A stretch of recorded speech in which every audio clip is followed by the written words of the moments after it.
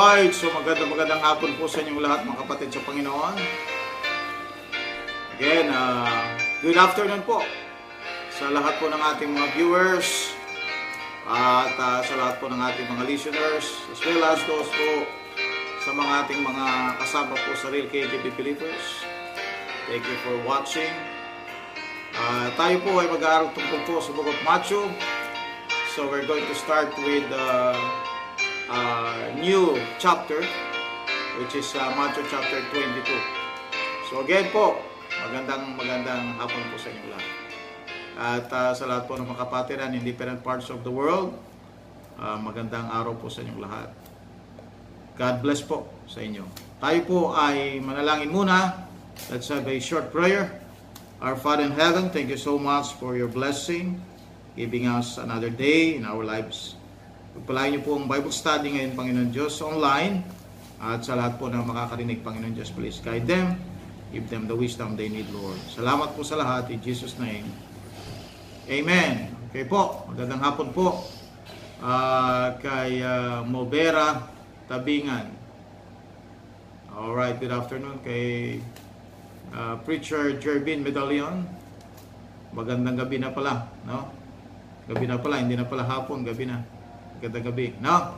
So let's start with Matthew chapter 22. Let's read from verse 1 up to verse 7.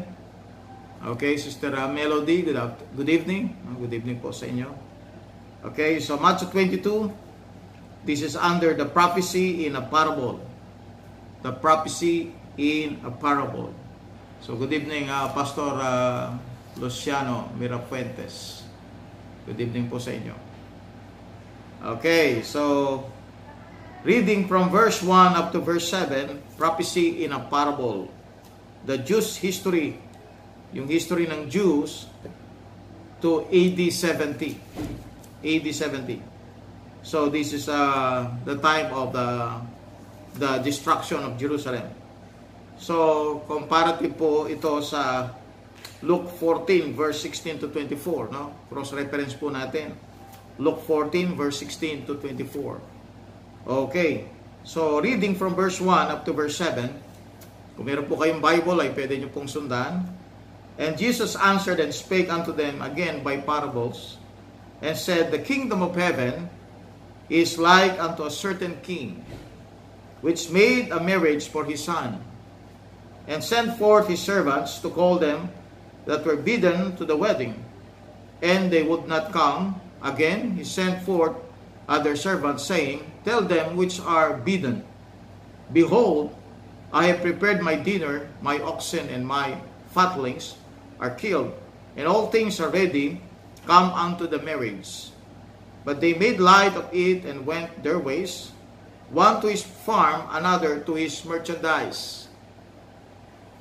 And the remnant took his servants and entreated them spitefully and slew them.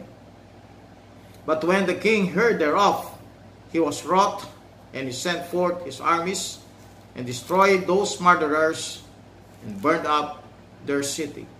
So this is a prophecy in a parable concerning the Jews' history, no? History ng Hudyo up to the time of AD 70. So dito po sa kwento, dito po sa parable, sabi ng Bible, dito po sa verse 20, verse 2, sabi niya, The kingdom of heaven is like unto a certain king, which made a marriage for his son. No? So kung ito po ay parable concerning the Jews, it means the king here is no other than God. No? And the son here is no other than the Lord Jesus Christ. So doon po sa ginamit niyang kwento, it is about marriage for his son. Yung king's son. So ito po ay kasal ng kanyang anak. Na? Kasal ng kanyang anak. Tapos sabi sa verse 3, and he sent forth his servants to call them that were bidden to the wedding. So yung tatawagin dun sa wedding is not part of the wedding. They are just guests of the wedding. No? So tandaan natin, no? Merong mga tao na ikakasal sa Panginoon, meron namang guest doon sa kasalan. Now, sa church age, pag sinabi natin yung panahon natin, ang ikakasal kay Kristo ay walang iba kundi yung body of Christ. At ang guest dito ay yung mga tinawag, okay, na mga servants. Now, ganito po yung yung setup no? So, yung mga tinawag ng servants is not part of the wedding, or they are not going to be wed. Okay, I should say, hindi sila yung ikakasal, kundi sila kasama na magiging guest doon sa wedding. No? Ito po yung parable. No? Again, he sent forth other servants, saying, tell them which are bidden, behold, I have prepared my dinner, my oxen and my fatlings are killed, and all things are ready, come unto the marriage. But they made light of it. So yung mga tinawag, hindi ito binigyan ng halaga. And went their ways, one to his farm, another to his merchandise. And the remnant took his servants and entreated them spitefully and slew them. So yung ipinadala ng ama para ayayain yung mga tao para witnessan nila yung kasalan, ang ginawa, no? Pinatay yung mga servants, yung mga tumawag, no? Yung mga nag-invite. Verse 7, but when the king heard thereof, nagalit siya, he was wroth. He sent forth his armies. Pinadala na niya yung kanyang armies and destroyed those murderers and burned up their city. So makita natin yung end ng invitation, alright, is that they rejected the invitation, and then the king was so angry. So imbis na servants na nag-i-invite sa kanila sa kasalan, pinadala yung armies and destroyed their city. Murderers. Destroyed those murderers and burned up their city. So makita natin, this is a parable concerning the Jewish history up to AD 70. Kaya nga po, burned up their city. That city is Jerusalem, no? Jerusalem. Now, in verses 2 to 14, okay, is the 10th parable of the kingdom of heaven. The 10th parable, verses 2 to 14 are the 10th parable of the kingdom of heaven. Yung verses 2 to 14. It is not the same parable as that of the great supper in Luke 14, verse 16 to 24. No? So, cross-reference natin yung Luke 14, verse 16 to 24. It is not, okay, it is not the same parable as that of the great supper. Hindi siya kapareho, no? Pag pumunta ka sa Luke 14, verse 16 to 24, may great supper doon. Though that is parallel passage. So, parallel passage, ibig sabihin, yung binanggit dito sa Matthew 22, ay kaparallel niya na passage yung Luke 14 verse 16 to 24. Okay. Alright, now this parable has nothing to do with the church or the body of Christ, although you can make some good evangelistic messages from it. Okay? So, this parable has nothing to do with the church or body of Christ, although you can make some good evangelistic messages from it. Verse 3, notice nobody is being called to marry Jesus Christ. The marriage of His Son, verse 2, is God setting up the wedding for His Son as described in Psalms 45, verse 9 to 15, and Revelation 19, verse 7 to 9. Those that are bidden to the wedding are not in the body of Christ and not part of the bride. They are guests, according to verse 10. So those servants went out into the highways and gathered together all as many as they found, both bad and good, and the wedding was furnished with guests. So yung guests ay dumating sila, but not part of the body of Christ. Kasi nga, tanda natin, sa church age, okay, sa church age, ang ikakasal ay walang iba kundi yung body of Christ, na? Alright? So, yung mga Jews na invite doon sa wedding will be called guests.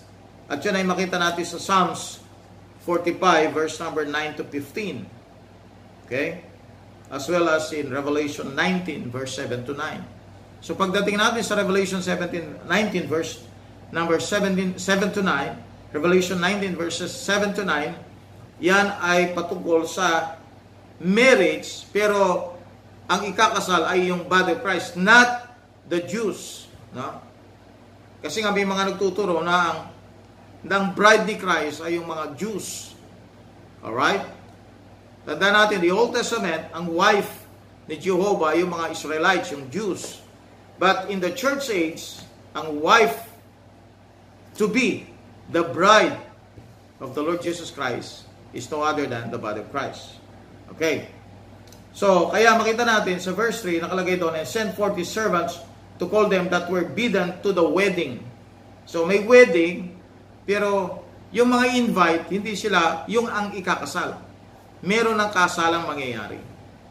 So, sa church age, tayo po yung ikakasal, tapos, sino man yung i-invite doon sa wedding, and that includes, kasi itong parable na ito, that includes the Jews. Alright? Sila yung magiging guests. Kaya lang alam natin sa church age, ang nag-reject doon sa invitation ay walang iba kundi mga Hudyo din. Di ba sa panahon natin, sino yung naniniwala sa Panginoon? Di ba yung mga Gentiles na naligtas? Samantalang yung mga Jews na brethren ni Christ sa flesh, sila yung nagre-reject kay Kristo. Kaya nga makita ninyo sa verse 7, ang naging end, na imbis na sila yung maging kabahagi doon sa wedding, anong nangyari? The king heard thereof, he was wroth, sent forth his armies and destroyed those murderers and burned up their city. So what happened to them? Sa mga Jews, nag-suffer sila because they rejected the invitation. So kung titingnan natin ito, itong Matthew talagang may hidden siya, no? May hidden. Although alam natin to ay Jewish, ito yung gospel of the kingdom, pero dahil po rejected na si Christ sa Matthew chapter 12. So makita natin, there is a switch of event from Israel, Jewish set up to the church age. Kaya nga, kung hindi mo alam yung dispensation na yon, hindi mo maintindihan itong mga passages na ito.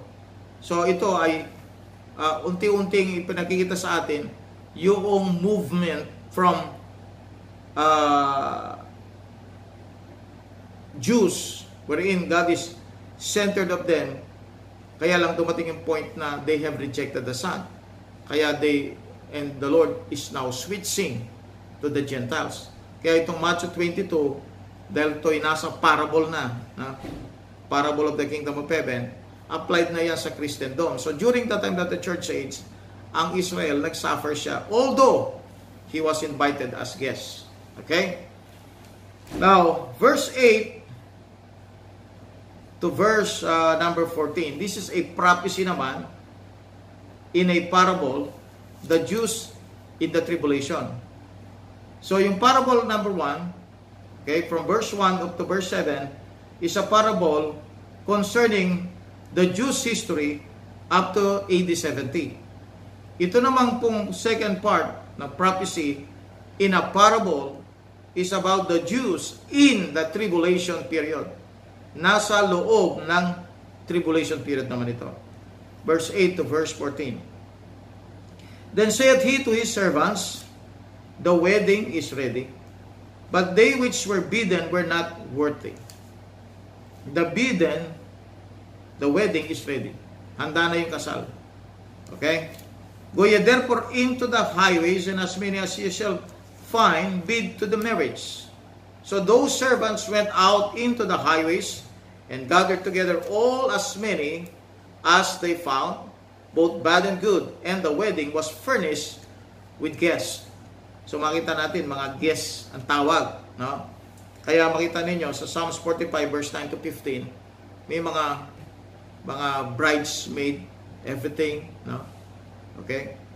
Makita natin to sa verse 9 to 15, in-explain yung marriage na may mga tao doon, part ng marriage, pero hindi sila kasama doon sa ikakasal.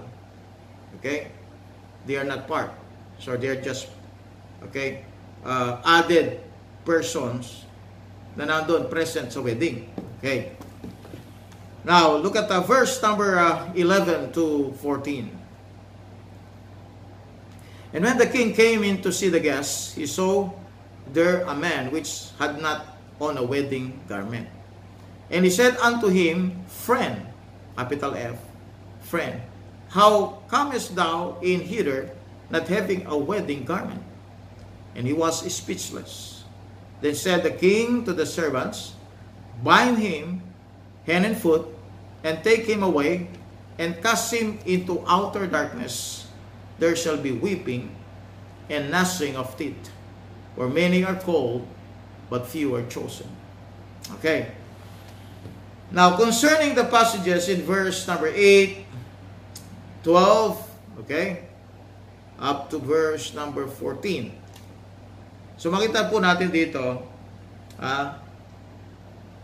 starting with this verse, the whole parable in verse 8, the whole parable skips the church age and ends up at the end of the tribulation. A period of 2,000 years separates verses 7 and 8. A period of 2,000 years, okay, separates 7 and 8. Alright? Now, if you go to verse number 12, the friend is connected with the devil. With the devil. No? Where the son of perdition is the devil incarnate. 2 Thessalonians 2, verses 3 to 8. So, yung friend na tinawag ni Christ dyan, okay, is a devil incarnate. In the Gospels, Matthew, Mark, Luke, and John, the son of perdition was Judas Iscariot. John 17:12, no? Tignan natin po yung nakatagong identity ni Judas Iscariot. John 17, verse 12, and then connect natin doon sa 2 Thessalonians 2. Alright, John 17:12. John 17:12, okay? John 17:12. Alright, John 17:12. Check natin to. Alright, John 17:12. While I was with them in the world, I kept them in my name. Whose or those that thou gavest me I have kept. And none of them is lost, but the son of perdition. He's now talking about Judas Iscariot, that the scripture might be fulfilled. Now, tingnan po ninyo, the same title sa Antichrist. 2 Thessalonians chapter 2. Same title, right? Alright? Nakalagay po dito sa verse number 2. That ye be not soon shaken in mind, or be troubled neither by spirit, nor by word, nor by letter, as from us, that the day of Christ is at hand. Let no man deceive you by any means, for that day shall not come, except there come a falling away first, and that man of sin be revealed, the son of perdition. That's the Antichrist.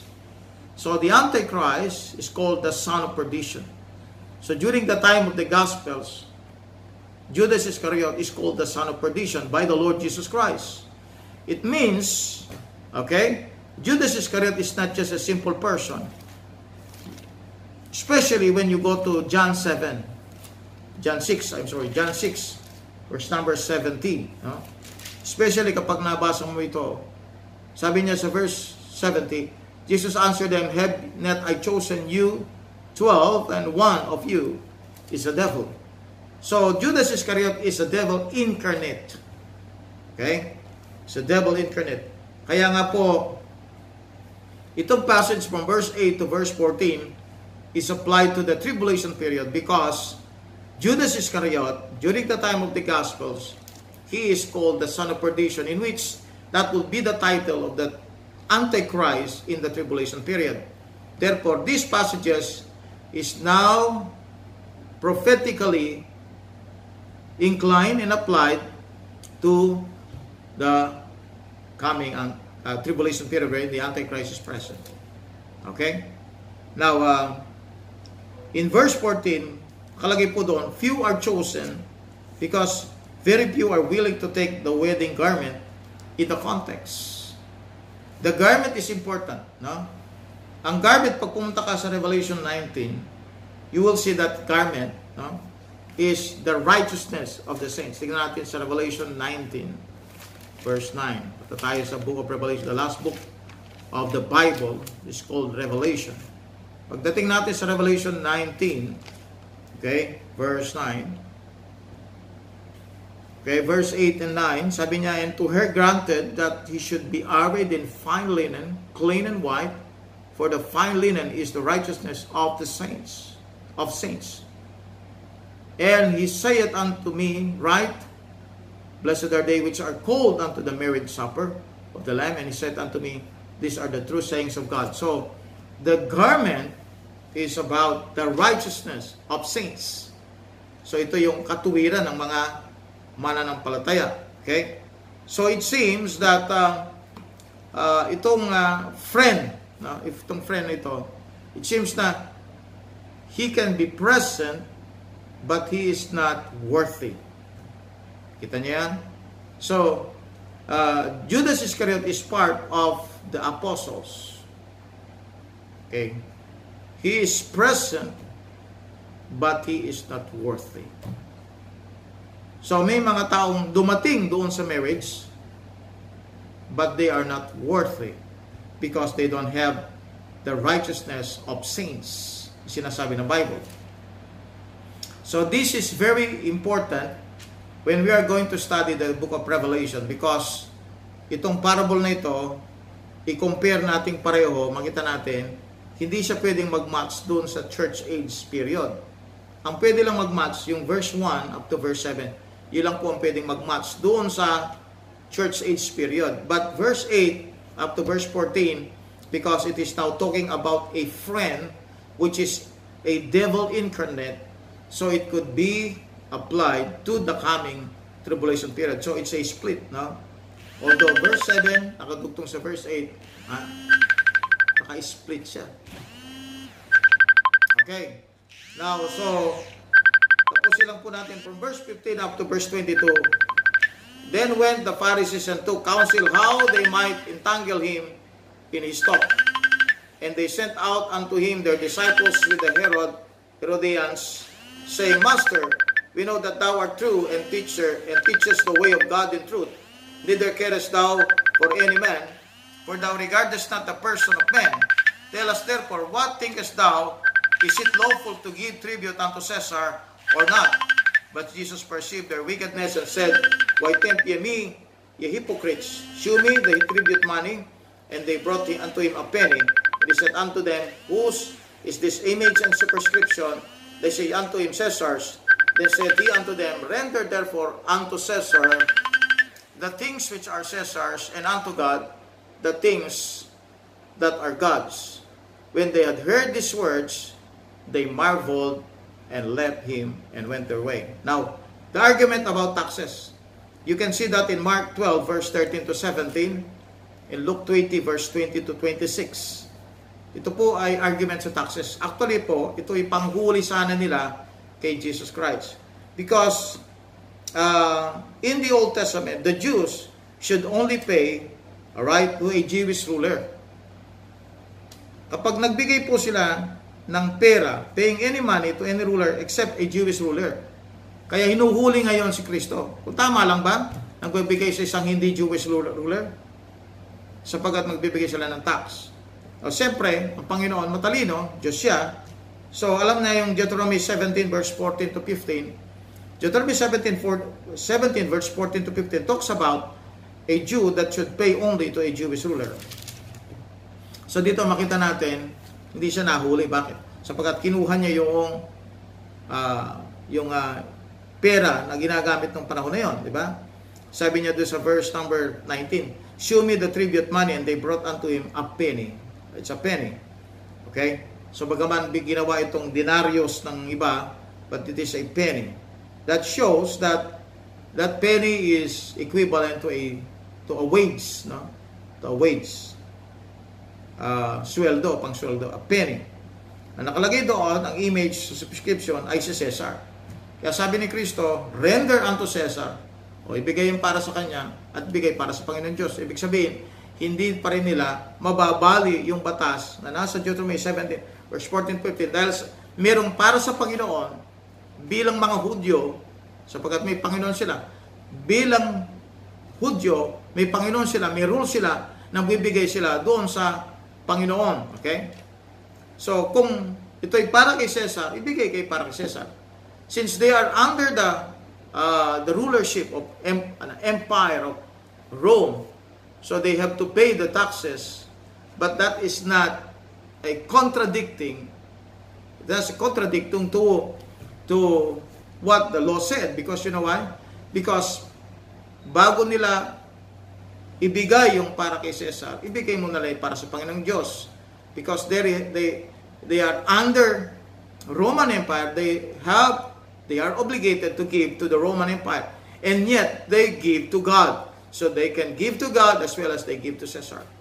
So walang naging contradiction. Kaya hindi bawal magbigay kay Caesar. Bakit? Kasi hindi mo naman inalis yung para sa Diyos. Okay? The same thing with our government. You give tithes to the church, then you give your tax to the government. Diba? Sabi natin sa gobyerno ito. Siyempre, sa gobyerno sapagkat you are part of the citizenry of the nation.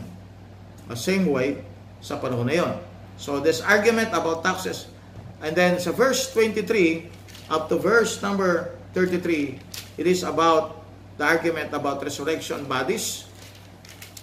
And then from verse number 34 to 46 is the greatest commandment in the Old Testament. This will be a very bulky subject at hindi natin pwedeng madaliin po yon.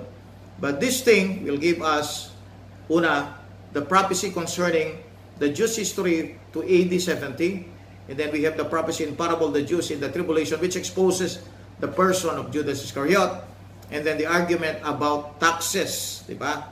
At alam nyo naman na ang mga Hudyo nung panahon na yun, because they don't trust Christ, they don't believe Him that He is the Messiah, naghahanap sila ng butas para mahuli siya sa bitag. But because Jesus Christ is God manifest in the flesh, He knows their thinking, He knows their heart. Kaya bago pa lang sila magtanong, alam na niya kung anong isasagot. Okay? So we believe that Jesus Christ is God. Amen? Ito lang po patunay na itong mga passages na ito, talagang patunay na ang ating Panginoon ay Diyos. And in our time, I tell my friend, hindi po popular yung paniniwalang na si Kristo ay Diyos. No? The deity of Christ is not popular in the entire world. Alam po natin. Because we have billions of Chinese doesn't believe Jesus Christ. You don't believe Jesus Christ. And these Islam followers, they don't believe Jesus Christ. Those people who are atheists, of course, they don't believe God and don't believe Jesus Christ. Those people who are inclined with science, little by little, they don't believe God. And then, of course, immediately, kasama na yun. No? They don't believe the Lord Jesus Christ. So, napakalaki po yung porsyento sa buong daigdig na hindi naniniwala na si Kristo ay Diyos. And in our Bible, of course, since we have the authority why we believe Jesus Christ is God, because it is written in our Bible. Amen. So hopefully, ito pong Bible study natin ito. Maikli lang po, no? Kasi po may mga susunod pa tayong gagawin. But sana po ay naging katuwang, katulong. Kasama po natin itong mga pinag-aralan natin ngayon para madagdagan ang kaalaman at mapatibay pa po ang ating paniniwala sa salita ng ating Panginoong Diyos at magkaroon ng linaw ang ibang mga bagay na may kaguluhan sa atin. At kung meron man po tayong mga katanungan, mga kapatid, feel free to ask question. After this video, you can ask question. Ilagay lang po natin ang question. You can send me some comment or you can message me sa messenger. God bless po. Ay po'y manalangin. Dakilang Diyos, marami pong salamat sa katagumpayan ng Bible study, Panginoon Diyos. Salamat po sa biyaya na kami po ay nagkaroon ng Bible study. Gaman, Panginoon, that the schedule is so hectic, and yet, Lord God, you have given me and us the opportunity to study your words. Salamat po, Panginoon. Bless us, Lord. In Jesus' name. Amen. Okay po, ingat po kayo. I'm praying for you na sana po ay maging matibay, malakas pa tayo at malayo tayo sa karamdaman. God bless po. At meron po tayong study ngayon, mamayang gabi, gabi na pala, tungkol po doon sa ating Who is the Real Owner of Jerusalem. Tutuloy po natin yung part 2. God bless po.